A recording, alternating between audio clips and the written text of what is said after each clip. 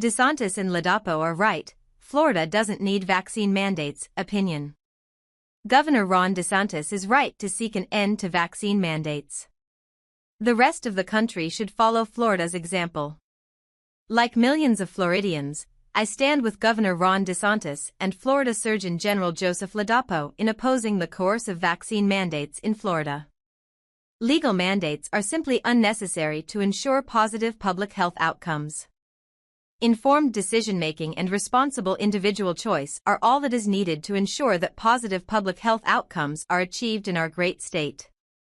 Since Dr. Ladapo announced that the Florida Department of Health will work with Governor DeSantis' office to end all mandates in state law in roughly 90 days, a massive public debate has emerged on this issue. For me, the issue is simple. I believe in personal choice, personal responsibility, and parental choice. I trust Floridians. A parent who wants a child vaccinated has that choice currently under Florida law. If parents trust and support particular vaccines, they have the choice to obtain them. Autonomy and bodily integrity are the key factors here. Opt-outs of school vaccine mandates are widely used, and there has been no issue with them.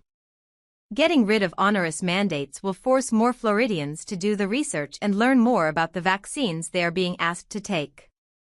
In the past few years, U.S. Secretary of Health and Human Services Robert F. Kennedy has asked serious questions about vaccines and helped many Americans become more informed.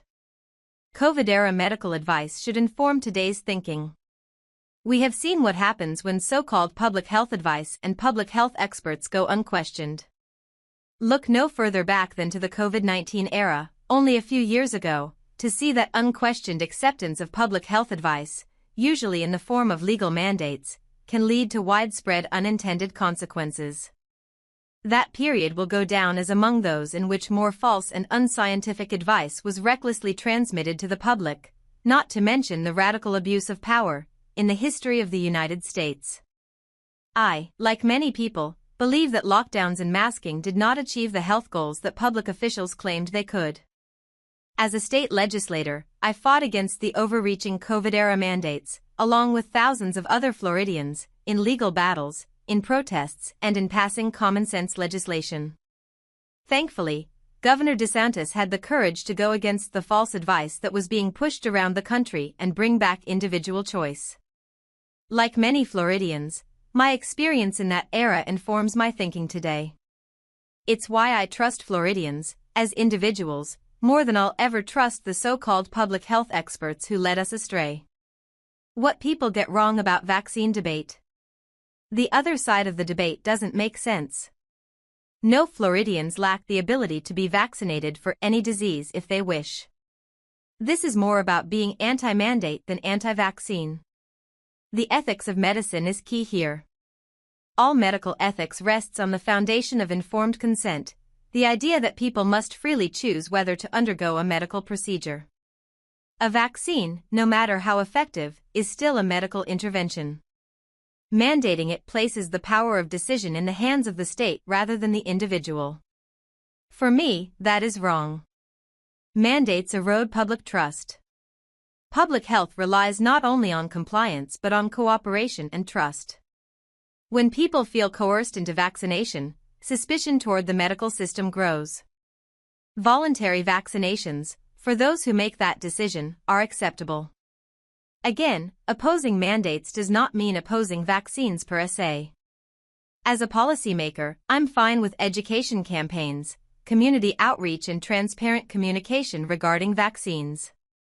However, vaccine mandates open the door to broader infringements on individual rights. A healthier, freer society is built not on coercion, but on informed choice and mutual respect of the individual. For these reasons, vaccine mandates should be rejected in favor of policies that preserve both public health and personal liberty. Last but not least, the current immunity for legal liability that vaccine producers enjoy under federal law is another reason why mandates are wrong. For those who are injured, there is no likelihood of seeking damages or redress.